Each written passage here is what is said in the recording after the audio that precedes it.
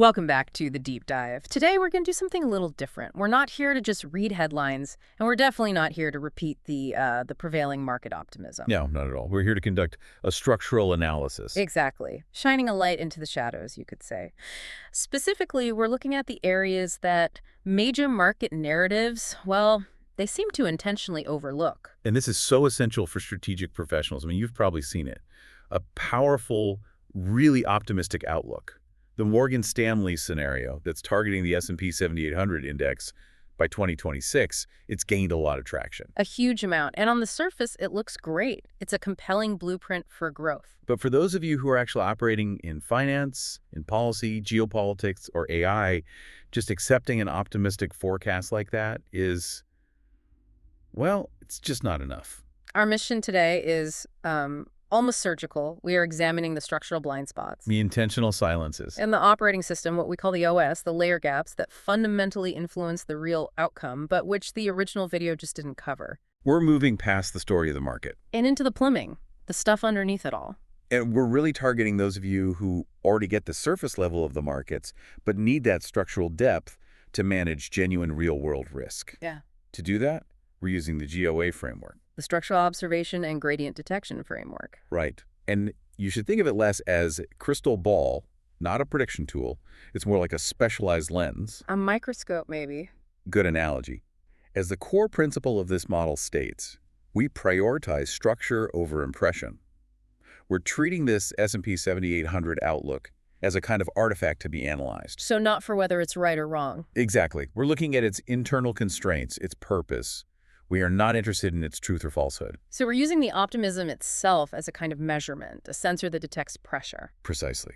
When we see a forecast that is this focused, this perfectly clean, we immediately know that a lot of complex, turbulent external systems have been excluded. And our job is to identify those excluded layers, the ones that truly matter for the global operating system. Okay, so to understand what was left out, we first have to clearly define the perimeter of the narrative.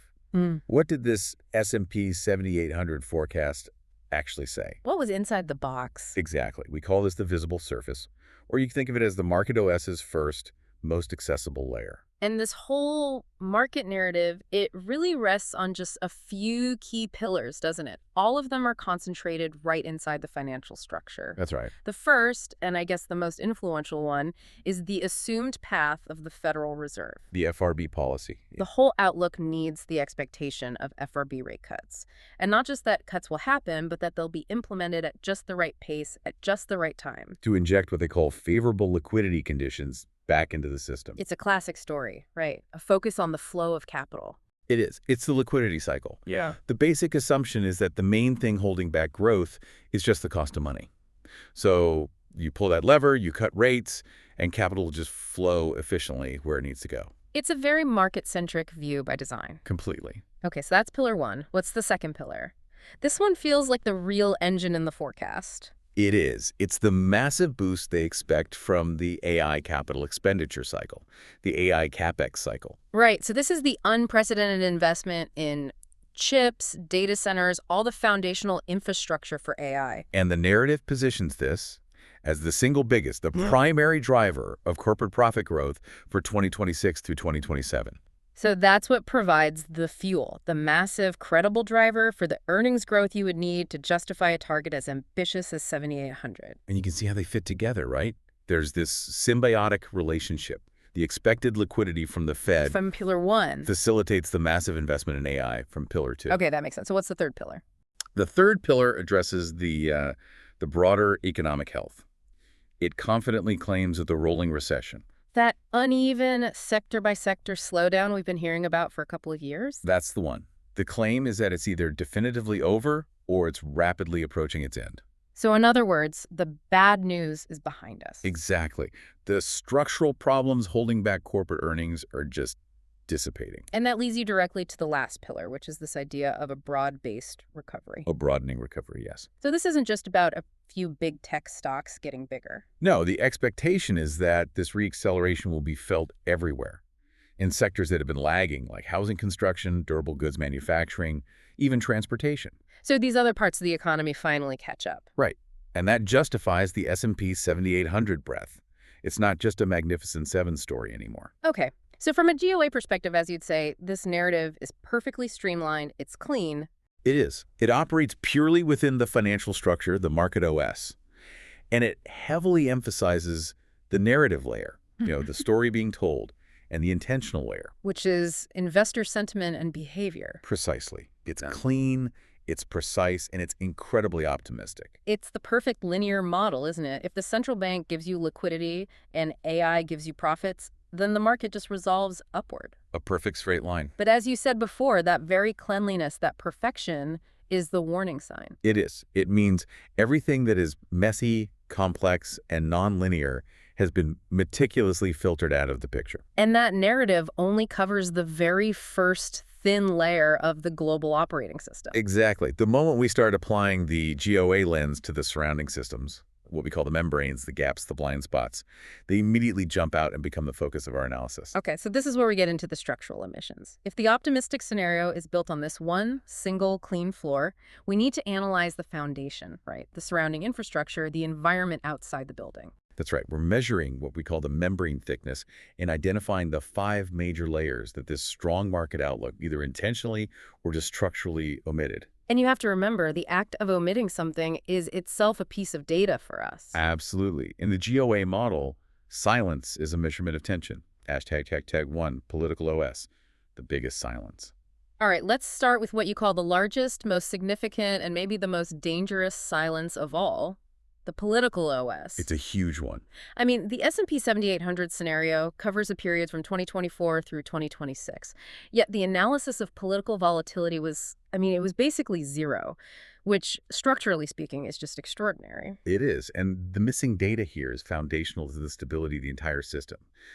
First, the outlook completely sidestepped the massive policy uncertainty that's inherent in the presidential and congressional elections. Which policies will even survive a change in administration? What will the regulatory framework for AI even look like? We have no idea. None. And secondly, it totally ignores the political tolerance for and the debt politics that come from these continuing massive fiscal deficits. We are witnessing record debt issuance that requires some kind of political consensus to manage. A consensus that is completely absent right now. Completely. And the third omission is maybe the most structurally volatile of all. The escalating friction of U.S.-China tensions. Yes. And this is not some abstract theoretical thing. This impacts everything. It impacts semiconductor policy, industrial subsidies, defense budgets, global supply chains. How can you possibly forecast clean linear growth without modeling that friction? You can't. So why the silence? It feels so obvious. The reason for this huge silence is not an accident. The GOA framework tags this as intentional silence, and we give it a 3-star rating, which is the highest for purposeful avoidance. So this is the cannot be mentioned layer. It is. And the reason why is because discussing the true volatility and the operational constraints of the political OS, the risk of a sudden government shutdown or fiscal crisis or a major geopolitical escalation, it risks the immediate story destruction of that nice, linear, optimistic market narrative. That makes perfect sense. Optimism needs stability. And you can't have stability if you're also acknowledging these explicit, highly volatile political risks. But tell me, why is this silence the most dangerous? Wouldn't something like a resource shortage be more physically damaging? That's an excellent question. And it really gets to the core difference between political risks and physical risks. Okay. Physical risks, like resource constraints, they usually manifest in a more linear way. They slow things down. Yeah. But political risk is inherently nonlinear. It operates at incredibly high speed. Like a sudden tweet or a policy announcement? Exactly. A sudden debt ceiling crisis or a major unexpected tariff action. It propagates instantly through the financial OS. The impact is immediate, it's unpredictable, and it often forces a policy pivot that completely contradicts all the prior expectations. So the structural observation here is that market models just can't handle this kind of nonlinearity. They can't. So they just cut it out entirely. They excise it. And that makes it the most vulnerable systemic weak point in the whole forecast. #Tech2. Social OS, the life membrane. Okay, moving on. Let's look at the structural foundation of demand. We're talking about the social OS, the layer you call the life membrane. Yes, the life membrane. This layer deals with the real-world conditions that have to exist for that projected broad-based recovery to actually happen. And here, the outlook seems to have failed pretty spectacularly. It did. There was no meaningful discussion of the deep-seated societal issues that are just eroding consumer capacity. This includes the accumulating pressure of middle-class fatigue. What do you mean by that exactly? I mean, we're talking about the reality of stagnating real wages, meeting persistently high costs.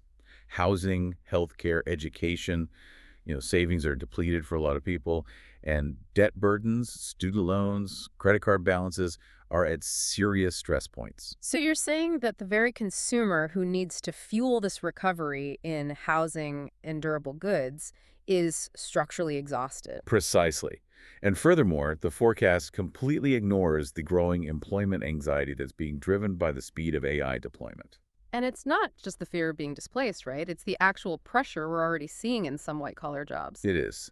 And finally, there's the increasing regional disparity, the growing economic gap between, say, the affluent coasts and the struggling American interior. That creates its own inherent political and social friction that just complicates any idea of national economic unity. So if the middle class is structurally fatigued, then this whole projected broadening of earnings and recovery in sectors like durable goods, it feels like it's built on quicksand. That's a very good way to put it. Why is this specific omission classified differently? You call it a structural blind spot with 3 stars rather than intentional silence. What's the difference? The GOA assessment here is that the silence is due to model limits. It's a different reason. The financial industry's OS models, the spreadsheets, the algorithms they use to generate these forecasts, they are fundamentally not designed to capture this kind of deep-level structural pain. It simply doesn't fit in the spreadsheet. Correct. Their metrics are things like price, earnings, and volatility. They just don't have inputs for things like socioeconomic entropy or cultural fracturing or what purchasing power erosion looks like when you adjust for real-world necessities like childcare. So it's fundamentally outside the model's limits. It is. It's structural pain that would require anthropological or sociological data, which the financial OS just routinely neglects. The institutional investor, what we call the I layer, is ignoring the collapsing value structure of the broader public. But the health of that public is what determines consumption in the end. ###3, International OS, the structural error. All right, next up, we have to address the global environment, the international OS. The S&P 500 is a globally exposed index, but the Outlook largely analyzed it using this very closed, U.S.-centric framework. And the GOA framework defines that approach as a structural error. You simply cannot model a global result using isolated domestic variables. The video failed to account for 2 massive external drags on the system. And the first one is the ongoing and pretty profound China slowdown. Absolutely. China's economic contraction isn't just a regional issue.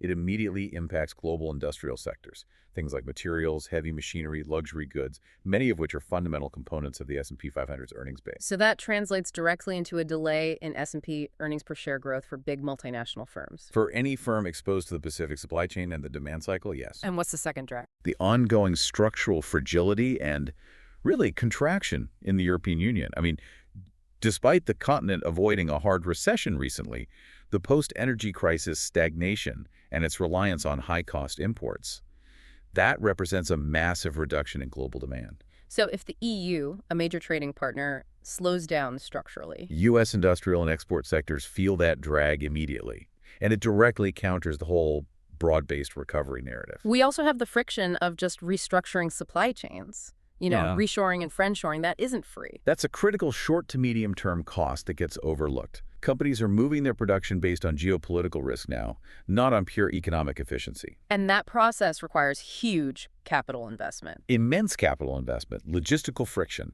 and a loss of immediate cost efficiency. This friction costs capital and it costs efficiency in the short to medium term. And those costs have to be offset before you can get back to high growth. And the optimistic narrative just sweeps this cost under the rug. It does. It assumes it's either already built into the price or that it's irrelevant. But structurally, it's a significant drag. So the error is assuming that these global forces, which are mostly headwinds right now, will just sort of neutralize themselves. Yes, to allow this purely domestic investment story to dominate. It's like calculating the speed of a speedboat by only measuring the throttle. And assuming the water is perfectly calm and the wake from other giant ships is totally irrelevant. The international OS is the turbulent water that the S&P 500 has to navigate. Hashtag for resource OS. AI infrastructure reality check. Let's turn to the heart of the optimistic growth engine now, that AI CapEx cycle. The fourth missing layer is the resource OS. The physical reality check. Right, the physical reality that underpins all of this technological ambition. The market outlook assumes this linear, almost frictionless scenario for AI scaling. The idea is the technology will arrive, capital will flow, and the infrastructure will just sort of appear. And the resource OS is here to remind us of the rigid, hard constraints of real-world physical systems. So what are the biggest constraints being ignored here? I'd say power and water are the two biggest. The demands of these large-scale data centers are just immense. We are not just talking about increasing capacity, we are talking about multi-gigawatt loads in very specific geographies. And the lead time for building new power generation, upgrading the grid with transformers and substations, securing all the permits, that's measured in years, right? Years, often decades. Meanwhile, AI compute power is scaling in months. That's a profound velocity mismatch right there. You have hardware scaling at tech speed, hitting a grid that scales at utility speed. And that creates immediate physical bottlenecks. And beyond that, data centers require vast amounts of water for cooling. This introduces local political and social conflicts, especially in water-stressed regions. That's a problem that capital can't just solve overnight. No. It requires long-term infrastructure planning that the financial OS simply ignores. And what about the commodity dependencies? We have to look at copper. It's the metal of electrification. Every single piece of new AI infrastructure, every data center, every grid upgrade requires massive volumes of copper. And the global supply is constrained. It's constrained by very lengthy mining, exploration, and development lead times. The resource OS operates on geological and industrial cycles, not on quarterly earnings reports. The market just assumes that substitution or some new efficiency will magically resolve the supply crunch. It ignores the physical reality. It does. So the omission here signals what we call model outside view. The financial model assumes these rigid constraints will just be optimized away. It's like if the AI promises the accelerator pedal. The resource OS is the rigid road surface.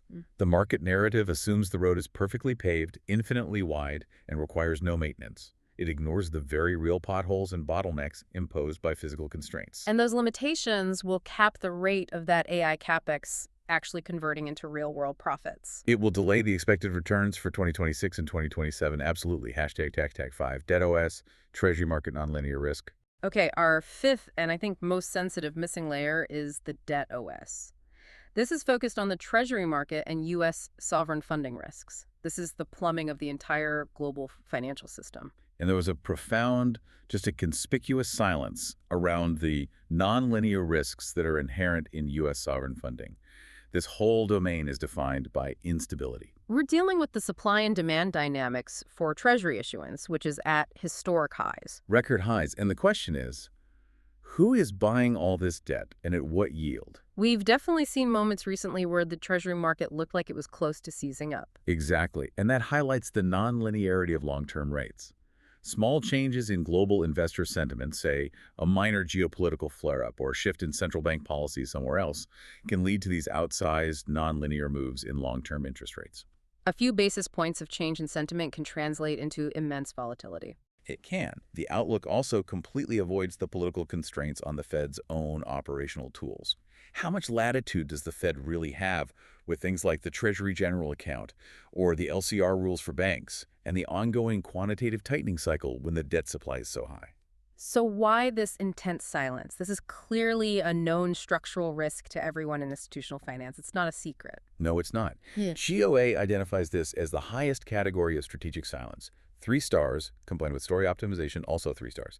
This is the highly sensitive, nonlinear domain that strategists really prefer not to touch in public-facing optimistic forecasts. Why not? Because discussing the instability of the debt OS introduces immediate systemic risk perception, and that undermines investor confidence globally. It is the structural pressure point that, if you discuss it openly, it directly contradicts the fundamental premise of a smoothly functioning financial structure that you need for an S&P 7800 outlook. So the forecast requires the debt OS to be perfectly stable, but acknowledging its instability would immediately shatter the required optimism. It's a perfect catch-22 of structural observation. It is the systemic risk membrane that is under the highest tension. The source material refers to this as the nonlinear domain that most strategists prefer not to touch, precisely because its volatility is the most threatening to the integrity of the financial OS itself. Okay, so we've identified the 5 major structural emissions. Now let's actually apply the GOA model to synthesize all this data.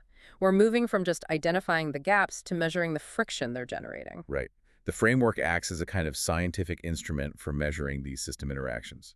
We use GOA to move beyond these qualitative statements like the market is risky and into a more quantitative structural analysis. We're measuring intensity, speed, and incompatibility across the various OS layers we just discussed. #1, velocity mismatch and shear.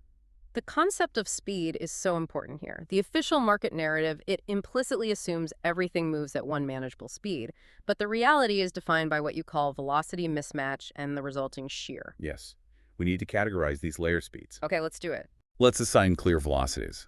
The financial OS is the fastest. Capital moves at the speed of light.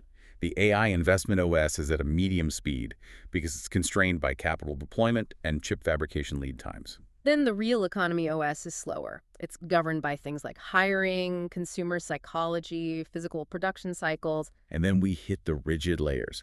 The resource OS is hardened and rigid. You have to think in geological time for copper mining and regulatory time for power grid upgrades. And the political OS is periodic and cyclical. It can be fast when a crisis hits, but generally it's slow, governed by election cycles and bureaucracy. Now we can detect the shear. And shear is the friction heat that's generated by this extreme speed differential. So it's like a Formula One race car, the financial OS or the AI ambition, trying to drive on a deeply rutted dirt road, which is the resource OS or the political OS. That's a perfect analogy. The Yeah. car is designed to go incredibly fast, but the road surface creates immense instability and internal damage. So the friction heat generated by AI scaling, which is fast, hitting grid capacity and copper supply, which are rigid and slow. That is the origin point for future nonlinear market events. It is. It means the market expects returns long before the physical constraints can possibly allow them to be realized. Exactly. And this friction, it manifests as things like capital misallocation, sudden project delays, cost overruns, and unexpected policy responses. And all of that feeds back into the financial OS as volatility. The faster the financial OS tries to move, the greater the potential for a fracture caused by the slower, more rigid layers that just cannot keep pace. #2, silence detection and reaction. We keep coming back to this idea that silence is a measurement. GOA defines silence detection by observing areas where the structural tension is highest, but the narrative maintains this complete calm. The layers with the highest risk are precisely those where the pressure is immense, Right. but the public discussion is just non-existent. The structural observation here is that the market narrative, the N layer, it acts as an active suppressor of these pressure inputs. So which layers are showing the strongest silence right now? The social OS with the middle class pain, the international OS with the China and EU contraction, the resource OS with power grid constraints, and most critically, the debt OS with the Treasury market instability. These are the highly charged, nonlinear zones that are actively being avoided by the current optimistic story. But why does this accumulating pressure matter if the market is successfully ignoring it right now? Because the tension doesn't just dissipate. It accumulates beneath the surface membrane. It's like pressure building up behind a dam wall. Okay. The core principle of silence detection is that the areas showing the strongest, most maintained silence are the ones that are statistically most likely to produce a strong, outsized counterreaction later on. When the silence finally breaks, the market reaction will be completely disproportionate to whatever the immediate trigger is. Because it'll be releasing years of accumulated structural pressure. Exactly. #3 OS compatibility errors. The S&P 7800 scenario assumes a very linear model. It's all about financial policy rate cuts, liquidity solving the problem. It assumes that financial policy is the only operational lever that matters. And GOA identifies this as creating compatibility errors. This happens when a policy that's implemented within one OS layer, say the financial OS, is just fundamentally not compatible with the physical or political realities of another OS layer. So, for instance, the policy of easy money and rapid capex that the financial OS is championing. Is accumulating non-compatibilities with 4 critical external systems: the political OS, the resource OS, the social OS, and the international OS. Can you give me a concrete example of this incompatibility? Sure. Let's consider the political OS and the debt OS.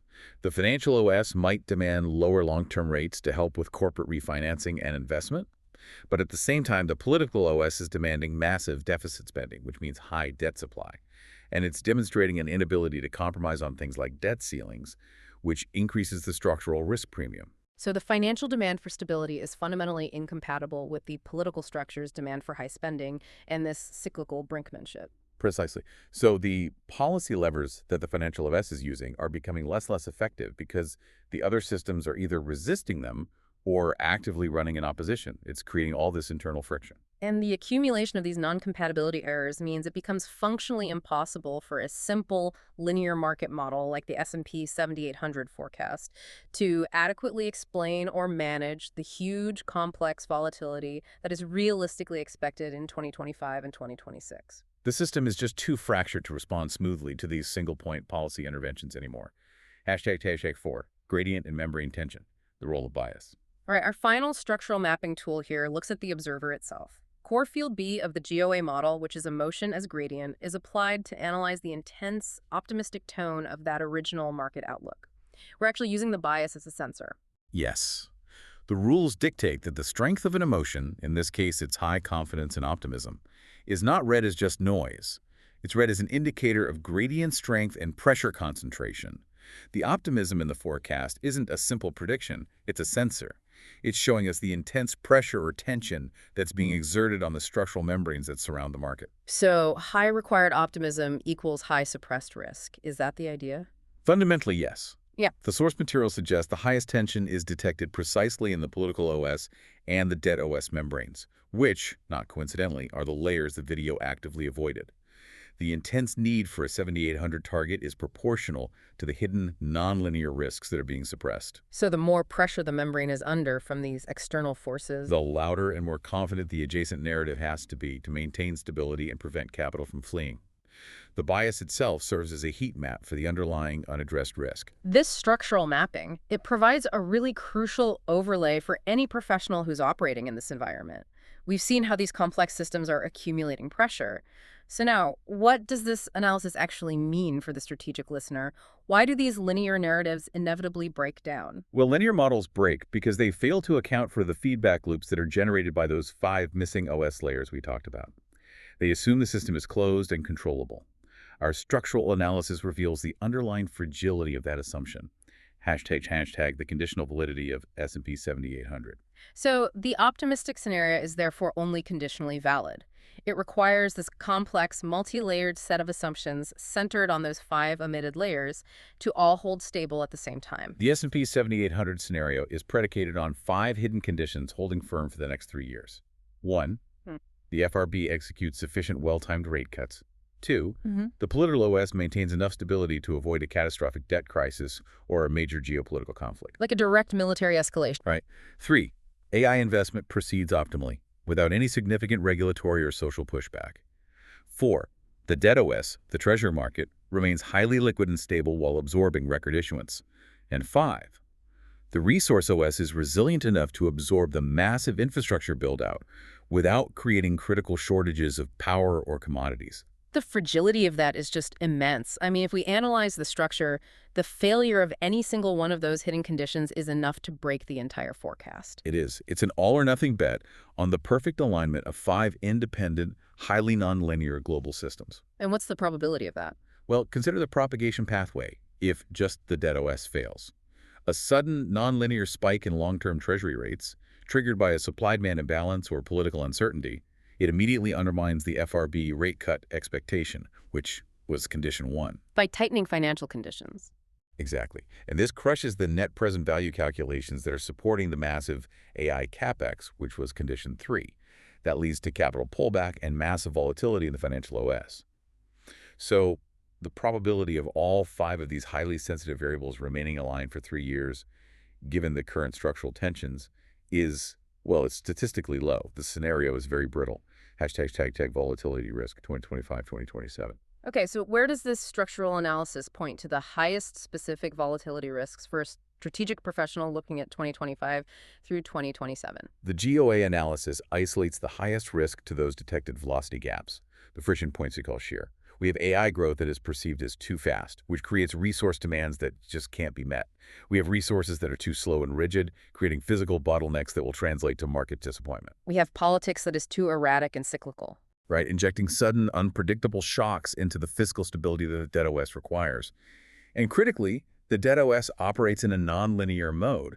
That ensures that when policy interventions do happen, they result in these outsized, unpredictable jumps in rates and pricing. These different speeds create instability, friction, and eventual fracture points.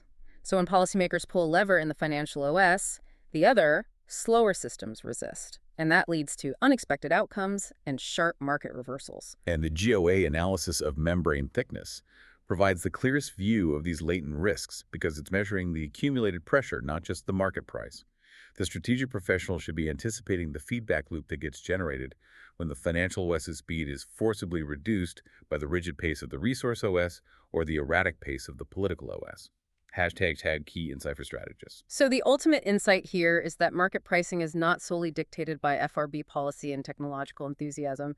That is simply the narrative layer. Correct. The strength of an aggressive market scenario like S&P 7800 is statistically fragile if the crucial external world membranes, the political, social, resource, and international OS layers, are not aligned and stable. So a market-only forecast is basically a forecast that assumes the messy, complex, real world will just obediently accommodate the demands of the financial world. And the structural observation is that the real world, especially the resource OS and the political OS, is actively building incompatibilities with that assumption. And that is leading to increasing volatility risk and the potential for systemic fracture. We have completed our deep dive into the structural blind spots of this major market narrative. And to emphasize the nature of this work, this was a structural observation of the global OS layers. We used the GOA framework to read the narrative not for its content, but for its structure, its purpose function, and its deliberate omissions. We analyzed the intensity of the silence surrounding the most sensitive domains, the debt OS, the political OS, and the resource OS. We uncovered the fundamental structural error of using a linear model to analyze a system that is actively accumulating nonlinear incompatibilities across its most essential layers. It seems pretty clear that the stability required for that 7800 scenario is being bought at the cost of excluding immense structural pressure. And our final provocative thought for you relies on the Elamos principle of gap detection. The true mechanism that generates future nonlinear jumps in the market is not the facts we know. It's the discrepancy between the intent, which is the optimistic market forecast, and the phenomenon, which is the accumulating structural non-compatibilities across those 5 hidden OS layers. The real risk is not the facts we know, but the intensity of the silence surrounding the facts we don't want to discuss. For the strategic professional, the homework is to model the failure pathways of the debt OS and the resource OS, because those are the friction points that the market has chosen to ignore the most aggressively.